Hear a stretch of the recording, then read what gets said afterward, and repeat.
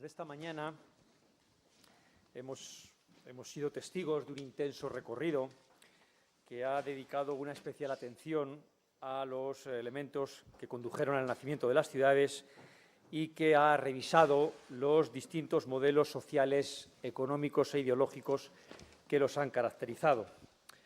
Pero como todas las cosas en la vida, todas las cosas importantes, pues hay ciertos temas que no se pueden solventar con un mero sí o un mero no. Y las cuestiones aquí tratadas pues siguen dejando muchas más preguntas que respuestas. ¿Qué sucedió para que de forma repentina surgieran estos núcleos de población? ¿Realmente los ópidas son ciudades? ¿Qué clase de urbanística fue el fenómeno que vislumbramos a finales de la Edad del Hierro en la Europa templada? ¿Cómo avanzar en este debate y cómo encajar en todo esto a la península ibérica?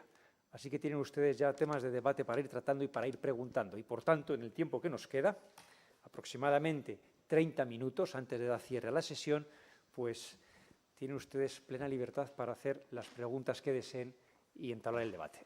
Doctor Fernández Guet, adelante. Sí, gracias. Enlazando con las últimas dos contribuciones que me han parecido excelentes, bueno, una cosa que queda muy clara de la ponencia de Alberto es que, y bueno, yo también lo defendí en mi tesis, es que muchos de estos, si no todos, al menos muchos de estos grupos de la Galia existían desde hacía un tiempo. O sea, el punto importante aquí es que son anteriores a la emergencia de los ópida. O sea, son anteriores a estos procesos de urbanización y yo creo que hay que relacionarlo también, pasando a la ponencia anterior, con el tema de la demografía. Las fuentes clásicas obviamente son problemáticas al hablar de cifras demográficas, pero aún así permiten en muchos casos una buena aproximación y hemos tenido un buen ejemplo. Entonces creo que desde una perspectiva estrictamente arqueológica solemos subestimar el número de gente que vivía en la protohistoria. Y esto a veces también nos crea problemas para ver luego la emergencia de estos lugares. O sea, tiene que haber un contingente demográfico muy importante, tiene que haber unas ciertas estructuras ya preestablecidas. O sea, estas entidades no surgen en el momento que surgen las ópidas, son preexistentes, al menos en muchos casos. Sí, Manuel, estoy de acuerdo. Y una pregunta que yo me hago también es cómo, por ejemplo, desde el siglo IV o en el ataque a Delfos, estas comunidades son capaces de amasar ejércitos ingentes, de negociar de tú a tú con los poderes mediterráneos, cuando son sociedades que, como tú has comentado en tu tesis, por ejemplo, son refractarias al Estado, parece, a tenor de lo que conocemos por las fuentes clásicas. Yo creo que tenemos ahí un campo de estudio también, el de la estructuración política del mundo galo en la TENCE, que será complicado probablemente de discernir. Pero lo que es innegable es que para la TENDE, para la época de los ópida, aunque las identidades étnicas existan, parece que es en ese momento cuando el Estado comienza a descollar en el sentido de instituciones colectivas y magistraturas y demás. Pero yo creo que la gran pregunta es cómo se organizan estas sociedades en el tiempo de las migraciones, en el cuarto y en el tercero. Sociedades que son capaces de hablar de tú a tú con Alejandro Magno, de mandar embajadas a Roma, de amasar ejércitos ingentes, de sociedades que están cruzadas, sabemos, por una red de contactos tremendo, lo ha comentado Gustavo, simplemente la rápida expansión de los cambios en la panoplia, desde el Mar Negro hasta las Islas Británicas, o el uso de motivos iconográficos comunes, la lira zoomorfa, por ejemplo, nos indica que hay un pozo de redes de contactos que permean toda la Europa templada. Yo creo que el reto es tratar de articular un modelo político para estas comunidades, ¿no? Sin Estado.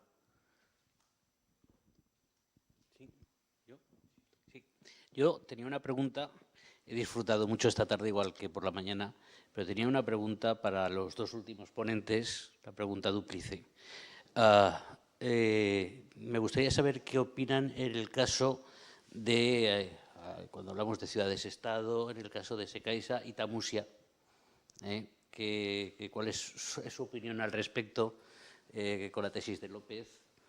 Sobre esas acuñaciones extrañas que hay en Tamusia, si eso no, que ha salido en la comida a colación del episodio de la ciudad de Manlia, cuando entregan a Aulo Pompeyo a la guarnición de numantinos que estaban controlando la ciudad de Manlia. O sea, este panorama fantástico y complejísimo de relaciones entre estas ciudades celtibéricas. Eso por un lado. Y por otro lado, una reflexión, y me gustaría saber vuestra opinión, sobre el papel que pueden haber jugado los negociadores y los comerciantes romanos en el proceso de, vamos a generalizar como disolución de los pueblos celtibéricos. Estoy pensando en la casa de Liquinete, el famoso Liquinete que Arusequer de Q, la teoría de Paco Beltrán, en relación también con el Liquine de Andelos. No sé, ¿cuál es vuestra opinión al respecto?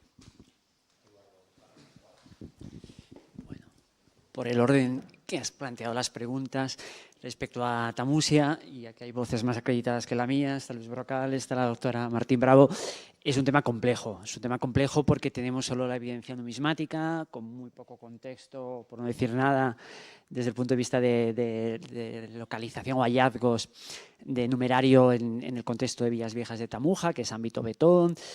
Es complicado, es complicado. Desde el punto de vista de esa movilidad, de esa creación de redes y de trasplantes territoriales, yo cada vez me extraña menos que el mundo celtibérico o determinadas ciudades-estado potentes, como parece ser a todas luces Segeda a mediados del siglo II a.C., tuviera algún tipo, entiéndaseme entre comillas, de proyección colonizadora de otros espacios, marcando cierto vínculo con ese territorio originario. Definir el momento y la naturaleza del supuesto asentamiento de celtíberos velos en ese territorio de Cáceres es muy complicado con los datos que tenemos.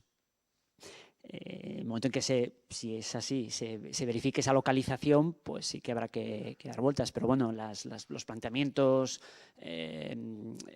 tanto la teoría colonizadora romana de una explotación económica en relación con el potencial minero que plantea Burillo y en parte la doctora García Bellido, pues bueno, son dinámicas que entran ya no tanto en esa iniciativa celtibérica hostil a Roma, cuanto en el momento subsiguiente de la reorganización del espacio, entre comillas, conquistado, que es también otro proceso interesantísimo, en el que no necesariamente esos derrotados, esos de Ditiki, son anulados, son trasladados, pero no tienen por qué perder del todo su identidad, pero estamos ya dentro de una dinámica en la que es Roma la que marca los desplazamientos y la creación de ese nuevo paisaje. Es un tema complejo que ojalá pronto tengamos más datos para empezar a concretar.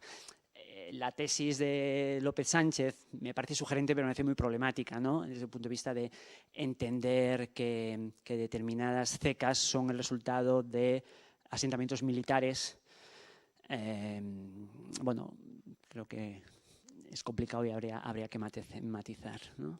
Sobre todo porque tampoco tenemos una cronología precisa en esas emisiones. Hay autores que lo llevan a una época ya prácticamente siglo I a.C., el horizonte sertoriano, y otros un poco que lo suben al siglo II a.C., que quizás sea. Unas cronologías que, por ejemplo, las campañas de Fulvio Flaco y Graco entran por el Subrón, por el Júcar y suben por el Jalón. Bueno, no sé si decía que en el 183-181, tanto Fulvio Flaco como Graco lo que hacen es penetrar por el Sugrón, por el Júcar, por el sur, y suben por el Valle del Jalón en dirección a la yugular de la Celtiberia. Sin embargo, a partir del 160 es al revés, van Ebro y bajan por el Jalón, y da la sensación de que toda esa zona ya está controlada. De hecho, el 154 se supone que la zona está controlada, los velos son tratados como aliados, Segeda es una ciudad vela. Es lo que te iba a... Es por donde un poco los derroteros que estaba tomando, ¿no? Es decir, si eso podía ser también una promoción romana, ese desplazamiento. En ese contexto hay datos muy interesantes. Está la Idio Alcántara, está noticias también sobre con Cayo Mario, las asentamiento, los auxiliares celtíberos que acompañan a Mario en las campañas contra los lusitanos, creando un asentamiento para ellos. El horizonte de la Itio de Alcántara creo que encaja también bien con este ámbito todavía conflictivo en el que están del lado romano ya muchos auxiliares del Aquitérior. Y yo creo que en ese contexto también se entendería bastante bien esa presencia de misiones monetales. Y yo creo firmemente en que por delante en buena parte de los ejércitos va el comercio. Es también un panorama similar a lo que se está viendo en Galia. Y efectivamente es un proceso yo creo que activo en determinados momentos también de paz armada, ese horizonte gracano es un horizonte especialmente idóneo para la extensión, yo creo que la arqueología lo está demostrando, ¿no? De la extensión de Campaniense, etcétera, etcétera.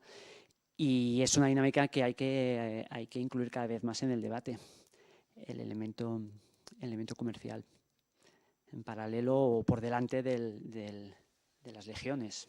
Porque más. Por ejemplo, en Cenabum se cargan el levantamiento del 52, asesinan, masacran a la colonia de negociadores romanos que hay allí. Y, por ejemplo, en Lugdunum, en Lyon, parece que se ha detectado arqueológicamente un posible emporia comercial romano. Se sugiere también, previo a la conquista. También en Titelberg, ¿no? Y hay acuñaciones tréveras también alineadas con el denario galo muy pronto y que imitan también tipos numismáticos romanos, no exactamente el de Palas, entonces parece claro, sí. Había una pregunta que querían hacer en la penúltima fila. Sí, me hacen el favor de llevar el micrófono.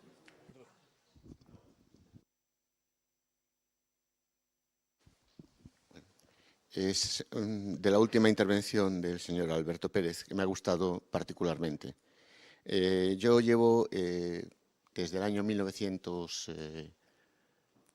me llamo Andrés Pena y trabajo en Galicia, en Narón. Organicé 3 congresos internacionales de estudios celtas, 2 semicongresos también internacionales, los primeros que se hicieron en la península ibérica, y llevo toda mi vida estudiando las instituciones.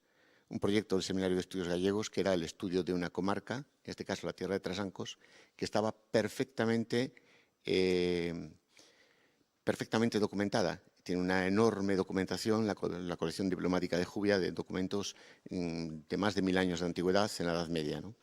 En el año ya 1991 hice un cuadro de cómo se organizaba, de la pervivencia de la Tierra de Trasancos. Es una treva, un tudo de estos, es un territorio político celta que va a estar perfectamente vivo en el siglo XII y hasta final prácticamente del antiguo régimen.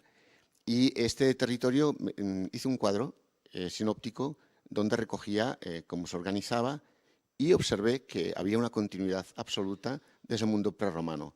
Para mi sorpresa fue cuando lo comparé con otros modelos en las Islas Británicas y observé que era lo mismo, ¿no?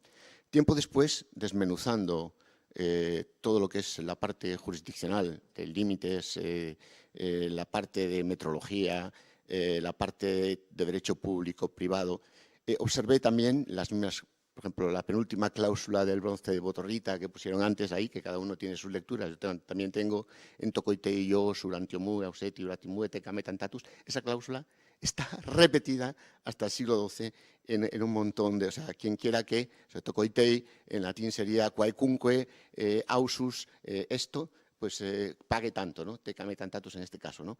El derecho público, todo era común. ¿Cómo era posible que la metrología, las millas, bueno, lo sabemos, las millas, los palmos, la vara, todo ese sistema metrológico, el calendario, todo absolutamente en toda Europa, siendo común, nadie lo ve, era como invisible, ¿no? ¿Y qué es lo que unificaba eso, ¿no? Tardé muchos años en darme cuenta, la Iglesia. Es decir, Jesús no inventó los curas ni los papas, eso ya estaba inventado. Existían unos seminarios donde la nobleza mandaba a sus hijos a estudiar durante 20 años, aprendían derecho público privado, lo cuenta César, ¿verdad? Y cuando llegaban a sus pueblos lo ejercían. De hecho, un montón de fuentes dicen, oye, pero es que es increíble, estos nobles son incapaces de hacer nada sin consultarle al cura. Vamos, tenía el derecho, el cura los podía excomulgar, digamos, él los entronizaba, y después los dejaba fuera de poder, ¿no? Entonces existe una cosa en la sombra que hacía que todo el derecho fuera exactamente igual. ¿Y desde cuándo? Empecé a echarme para atrás. O sea, por ejemplo, cuando estudiaba las instituciones medievales, ya Pigot se dio cuenta, dijo, pues esto tiene 2000 años. Perdón, Pigot. Bueno, cualquier medievalista galo veía que las instituciones medievales galas tenían una antigüedad tremenda, ¿no? Y de repente Pigot decía, no, pero es que si ya en la Edad del Hierro, lo que acaba de decir usted, esto ya viene de mucho atrás. Y rastreando pequeños segmentos institucionales, o sea, observé que había una continuidad desde el Neolítico. Desde el Neolítico. Toda Europa se organiza de la misma manera. El derecho se conserva congelado en Irlanda, de Cosca Cormajo, de Dragmorain, una serie, pero los irlandeses ya no lo pueden interpretar. ¿Por qué? Porque hubo la invasión normanda y el derecho cambió. Sin embargo, el derecho gallego es increíblemente longevo, ¿no? Y a través se puede comprender perfectamente. Pero claro, es un mundo que la gente no entiende estas continuidades. Gracias. El profesor Berrocal quería hacer una pequeña intervención.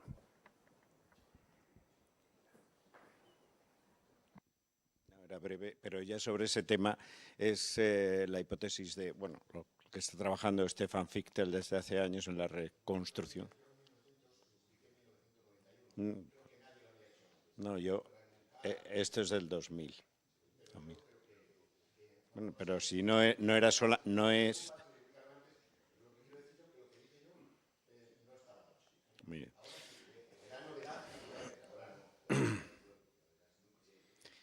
Quería contestar a la pregunta sobre Tamusia que preguntaba antes Paco Romeo. Ahí, a ver, yo no voy a entrar en Tamusia ni en no Tamusia, pero sí te voy a recordar que en Villaviejas del Tamuja, que igual no es Tamusia, hay dos necrópolis, Romazal 1 y 2, con materiales celtíberos fechables perfectamente en el siglo III.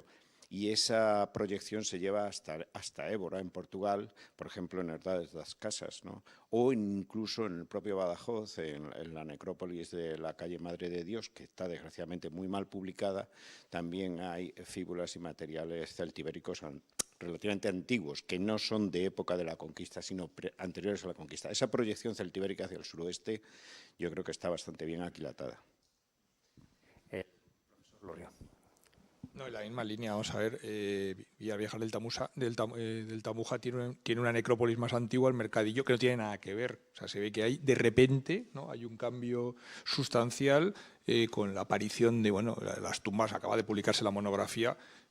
Reconozco que no me la he leído, pero bueno, las tumbas publicadas y las nuevas que se incluyen, pues bueno, pues se fechan, yo creo que en un momento avanzado del siglo III, y desde luego las panoplias, curiosamente, van más al mundo arevaco, es decir, esos puñales o esas espadas, que no al mundo del Valle del Ebro, que es donde correspondería la ceca, ¿no? Pero desde luego el material, y parece que efectivamente es previo, y bueno, yo creo que es una cosa clara, y va también con esa figura de caballito, todos esos elementos, el Romazal 1 y 2, ¿no? Y bueno, pues yo creo que es un asentamiento clave, ¿no? Y explica también la referencia de Plinio de la Veturia céltica, ¿no? Esos celtib que vienen de ex Lusitania y que siempre decíamos, bueno, quiere decir otra cosa, ¿no? Decía la profesora Canto, ¿no? Bueno, pues posiblemente no quiera decir eso, quiere decir que, bueno, que esos celtíberos que están en esa zona ya dando vueltas por allí, ¿no? Pero bueno, en fin, el material es bastante claro. Sí. Pero las monedas estas que aparecen en Cáceres son tardías, son de finales del siglo II. No tienen en principio nada que ver, excepto el topónimo, el nombre del topónimo, con Villaviejas del Tamuja. No ha aparecido ninguna moneda que yo sepa en Villaviejas del Tamuja, sino en zonas de alrededor. Se puede hablar de todo, de una ceca itinerante. Son de bronce, por tanto no sirven para pagar soldadas, sirven para pagar probablemente labores mineras. ¿Qué labores mineras? Allí no hay realmente una minería del hierro importante, digan lo que digan. Hay muchas incógnitas.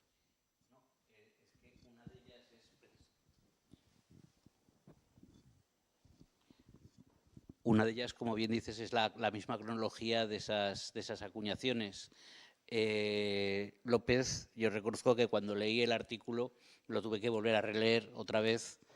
Dices, bueno, no deja de ser interesante, tirarse a la piscina está bien, porque te obliga a pensar y a reflexionar, pero claro, no se acaba de cerrar esa cronología, que es tardía en cualquier caso. Y cuando hablas de cecas itinerantes, no puedo dejar de recordar la ceca de Volscan, que ahora todos sabemos que es una ceca que lleva Sertorio para ir pagando. Y están apareciendo cuños, ha aparecido un cuño en Bilbilis, o sea, en Valderrera, ha aparecido un cuño y tenemos noticias de otros cuños por ahí que todavía tenemos que acabar de situar, todos de Volscan. Entonces, claro, son cecas que utilizaba Sertorio para pagar y absolutamente itinerantes. Que Tamusia estuviese, que fuese una ceca de este tipo, no sé. Esto pasa también en la Galia, durante las Galias con cecas itinerantes, lo que antes comentaba de las acuñaciones de Dumnorik, se han encontrado varios cuños en diferentes lugares de la Galia. Y también hay autores que postulan la existencia de artesanos itinerantes, acuñadores itinerantes. Por eso a veces los homotipios de continuidad, los mismos tipos que se repiten en diferentes kiwitas, que a veces quizá no tienen que ver tanto con el establecimiento de relaciones o con una decisión consciente, sino con que el artesano es el que está a mano y es el que es capaz de acuñar ese tipo de moneda. Es otra variable a tener en cuenta también, por lo menos en la Galia.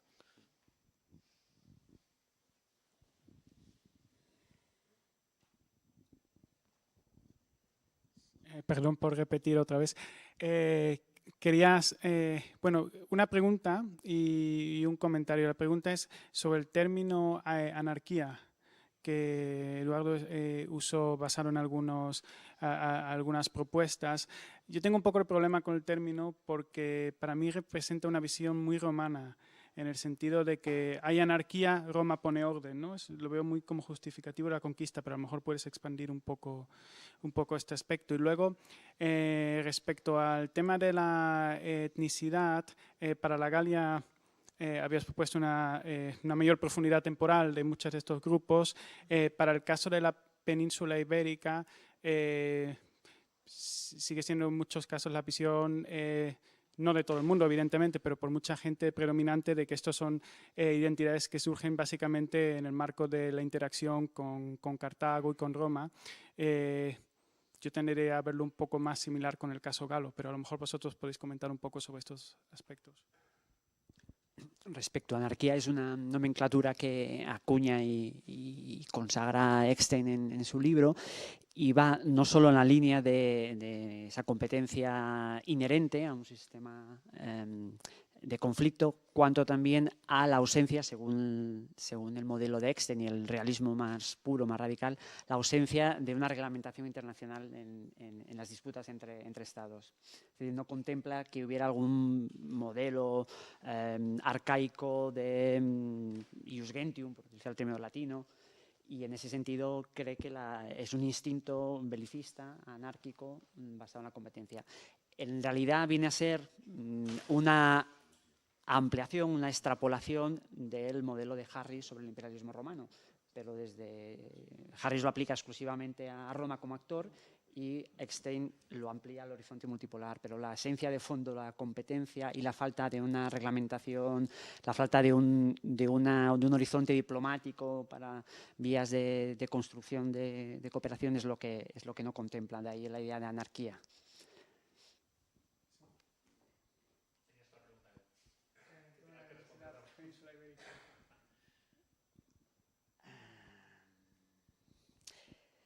Porque yo, perdón, si puedo ampliar un poco lo que quería decir, es que en el mundo celtibérico, y esto desde una visión bastante desde fuera, no soy un especialista ni mucho menos, yo lo que veo es más que decir es la ciudad o es la etnia, yo creo que, personalmente yo vería que hay identidades étnicas que preceden a las ciudades, y entonces cuando surgen estas ciudades, pues de alguna manera hay una tensión en el modelo entre hasta qué punto es la ciudad la que organiza, pero luego están estos vínculos preexistentes que siguen jugando un papel, por lo menos en algunos momentos.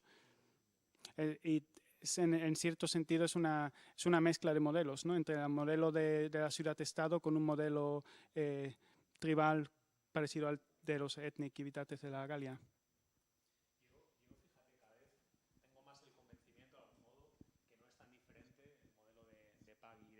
Galo del modelo que vemos en Celtiberia. Lo que en Celtiberia llamamos ciudad probablemente es el pagus galo, que normalmente tiene también un núcleo, un oppidum, etc. Y lo que en Celtiberia llamamos populus o etne probablemente es la civitas gala, que al final no es más que la agregación de un pagus. En el caso de los helvecios, verbígeno, toigeno y el tercero tigurino. Y hay autores que piensan que los tigurinos no son un pagus en el siglo II a.C., son una civitas autónoma y se integran después, en el caso de los helvecios. Después de Bibracte, los guerreros del pagus berbígeno tratan de huir. El propio término corius, grupo de hombres armados, tú lo has visto esto, Manuel, que es el núcleo de la creación institucional política gala, realmente muestra esa capacidad de fisión, esa volatilidad de las estructuras comunitarias galas. Y yo, fíjate, creo que casi se puede hacer esa traslación entre el modelo galo y el modelo celtibérico, en alguna medida. Creo que no son tan... Creo que nos hemos dejado llevar por la diferencia terminológica en las fuentes, pero que si vemos las formas de actuación, los modos de articulación no son tan diferentes. Sí, una pregunta aquí al fondo, por favor, en el extremo.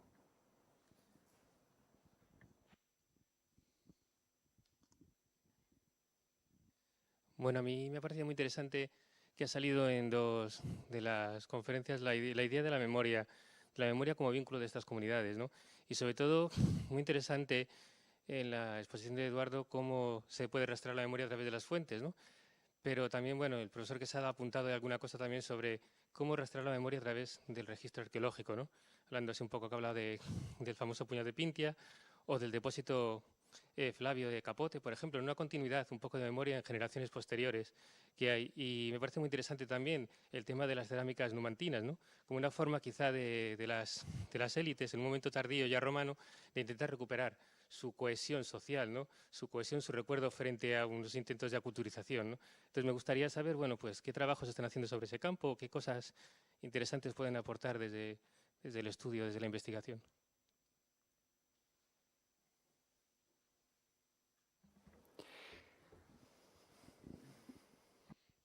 Efectivamente, yo creo que es uno de los campos más novedosos y probablemente más gratificantes desde el punto de vista del planteamiento de las agencias de estas poblaciones. Yo creo que buena parte del giro conceptual la debemos, entre otros, a Assmann, los trabajos de Assmann sobre memoria desde una perspectiva además de mundo antiguo, en el que su célebre libro traducido al castellano pues hace una comparativa entre el ámbito oriental, el ámbito hebreo, el ámbito griego, el ámbito romano, de cómo se maniobran esos discursos de memoria, distinguir una memoria inmediata, palpable, de una memoria cultural que va generando la idea de un vínculo de grupo y de un horizonte de referencia. Y luego, por dar algún título, alguna línea en la que se está avanzando, creo que con buen tino, en el ámbito de la Hispania céltica, pues los trabajos en particular, entre otros, de Silvia Alfayet, Francisco Marco, sobre los lugares de memoria, sobre la reactivación de la imagen también en contextos de romanización, desde distintos escenarios. No solo es una reacción hostil de una resistencia, como también desde el punto de vista de una adaptación a un modelo ya de provincialización, donde ese elemento pasado puede ser también una reafirmación, ¿eh? Yo creo que se dan los dos casos. Y luego, efectivamente, hay correlatos materiales muy evidentes cuando tenemos contextos, ¿no?, de necrópolis con elementos de ajuar muy significativo que vienen de varias generaciones atrás, el puñal de Pintia, etcétera, donde parece tener un peso muy importante esa idea de elementos que trasladan a un horizonte, bueno, entre comillas, fundacional, que de una u otra manera, al ámbito que sea, político, privado, familiar, está legitimando una conexión con algo que se está reactivando en función de, bueno, pues de una situación precisa, ¿no? Creo que es un campo muy tremendo, ¿no?, desde el punto de vista de las posibilidades interpretativas. ¿Algún? Sí. La necesidad de fechar bien, quiero decir, lo digo por las revisiones del profesor Jimeno de la estratigrafía de Numancia, y que ahora las cerámicas suben al 2. Claro, ya lo de la memoria, que yo incluso también lo defendí, ¿no? Ya, bueno, pues en un momento ya de conquista, ¿no?, se está recordando escenarios. tienen que publicar los contextos, pero lo que ha avanzado el profesor Gimeno, ¿no? Parece que efectivamente hay una revisión profunda de las cerámicas numantinas que otra vez parece que suben. De hecho, algunas monocromas que estaban en yacimientos como Herrera de los Navarros y demás, ya se veía que eso era mediados del siglo II necesariamente, ¿no? Con lo cual no acaba de encajar. Digo por esa reflexión que, bueno, que es necesaria y que al final la cultura material va de alguna forma por delante en el sentido de que hay que fechar, hay que interpretar y después ya pues podemos empezar a discutir, ¿no? Porque si no al final generamos modelos muy atractivos y que muy sugerentes, ¿no? Pero que al final se nos pueden venir abajo en el momento que se publica una estratigrafía y, oh sorpresa, pues esto vuelve donde era lo normal, ¿no? Que estuviéramos viendo escenas, digamos, cotidianas de ese horizonte, ¿no? Pero habrá que esperar a la publicación de esos contextos. Sí, posiblemente. Sí, por supuesto. Bueno, claro, por supuesto. Bueno, es decir, la caña de la minera del hierro con agujeros de postes, o deja de fabricarse, de construirse la minera del hierro, es absolutamente anacrónico, o sea, se mantiene porque hay una memoria efectivamente que hay. Ha vivido alguien, no se ha enterrado, porque no parece que haya una tumba como veíamos en otros ejemplos, pero sí, desde luego, ha vivido un personaje relevante que seguramente es el fundador de la ciudad, ¿no? Y claro, antes lo comentábamos con Eduardo, y ahora mismo, y en relación a la memoria, por ejemplo, el caso de los berracos o el berraco de la Puerta de San Vicente en Ávila, que es coincidente prácticamente con la fundación de la ciudad, ¿no? O, por ejemplo, los berracos que se tallan ya en contextos ya mucho más romanos, de tipo cupa, ¿no? Que hacen, vamos, de cupa, ¿no? Una especie de pequeñas cistas prismáticas de enterramiento que ya son de contexto plenamente romano, pero que evidentemente tienen todo un imaginario, toda una mítica y toda una narrativa que se pierde en contextos de la Edad del Hierro, ¿no? Que, digamos, en ese elemento hay una contextualización arqueológica que, al menos desde nuestra perspectiva, nos permite plantear la posibilidad de esas memorias presentes en las gentes del pasado.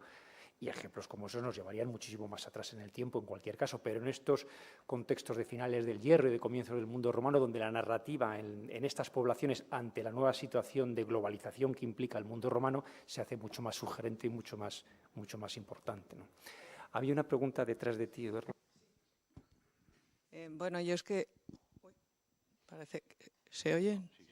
Me ha gustado mucho la exposición del profesor Quesada, me ha parecido muy interesante lo del tema de Cabra, porque la comparación que ha hecho con Cancho Ruano, precisamente hace poco nosotros lo hemos visitado y bueno, yo no he sabido ver esa similitud, porque en Cancho Ruano también lo del foso, el agua, parece que estaba en un sitio donde había agua. A mí me parece que es más grande, no sé si hay falta todavía por excavar y no sé, hacer una similitud igual de extenso. En fin, que yo la relación pues quizás no la haya podido ver bien. Eso es por un lado. Y por otro, quería saber si se podría visitar estas excavaciones o todavía están en ello y no está abierto al público. Doctor Quesada. Y muchas gracias.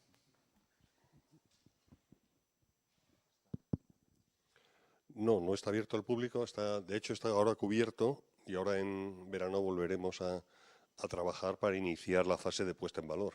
Todavía queda por excavar una habitación y hay que cubrirlo, hay una escalera de acceso, pero las vías y la señalética todavía no están hechas.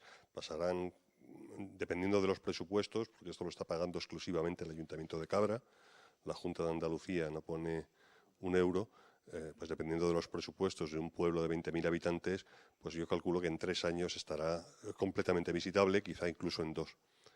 En cuanto a Cancho Ruano, he debido explicarme fatal, porque lo que he dicho es precisamente que no hay paralelo, es decir, que la estructura básica de la planta cuadrada con un solo acceso por uno de los lados y con una serie de habitaciones en el fondo y otras transversales puede tener una apariencia similar.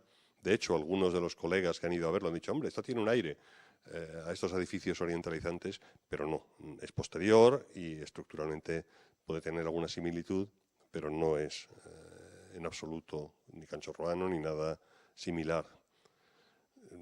Otra cosa es que el edificio o el monumento infrapuesto, de donde proceden los sillares de Gola, donde proceden los sillares decorados con relieves fitomorfos, con elementos de ovas, que son de un monumento antiguo, en realidad no fuera solamente una torre o un edificio conmemorativo, fuera un complejo mayor, que sí lo era, y que tuviera en origen un carácter santuarial, eso es otra cosa, en su fase más antigua, pero de eso no he hablado hoy. Y la memoria a la que se refería también la persona que preguntaba antes, en el caso de este complejo, todavía no sabemos cómo leerlo. Puede ser la memoria usurpada, es decir, de un señor de la guerra que se coloca ahí en el siglo II, que controla una serie de ópida, por ejemplo, Licabrum, y está usurpando un espacio donde antiguamente había habido un monumento asociado al Oppidum ibérico, o puede ser un líder legítimo que está ocupando el lugar donde en ruinas ya estaba un edificio mucho más antiguo. Puede haber memoria legítima o memoria usurpada, que legitima a su vez, pero eso es otra historia. El profesor Berrocal quería. Es solamente a colación de lo de Canchorrano recordar que pocos kilómetros al norte de Canchorrano tenéis el recinto Torre de Hijovejo. Y eso sí que parece relacionarse con lo que el profesor Quesada está excavando en la fase más tardía, no en la antigua. No tiene nada que ver. Formalmente recuerda a lo mismo, pero funcionalmente pues es muy cuestionable que tenga algo que ver, ¿no? Pero formalmente sí que tiene un aire bastante similar. Debo disentir por completo. Pues él disiente por completo. He ido a Hijovejo expresamente para ver la técnica edilicia, la planta, la estructura, el uso de los peñascos para cimentar o para basar los muros, radicalmente distinto. ¿Alguna última pregunta? O penúltima, los últimos nunca son buenos. ¿Nadie se anima?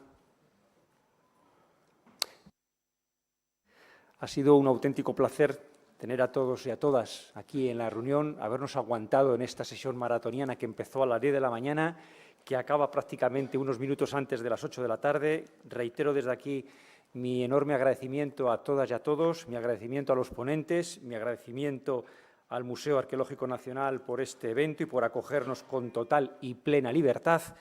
Gracias a todos y hasta la próxima.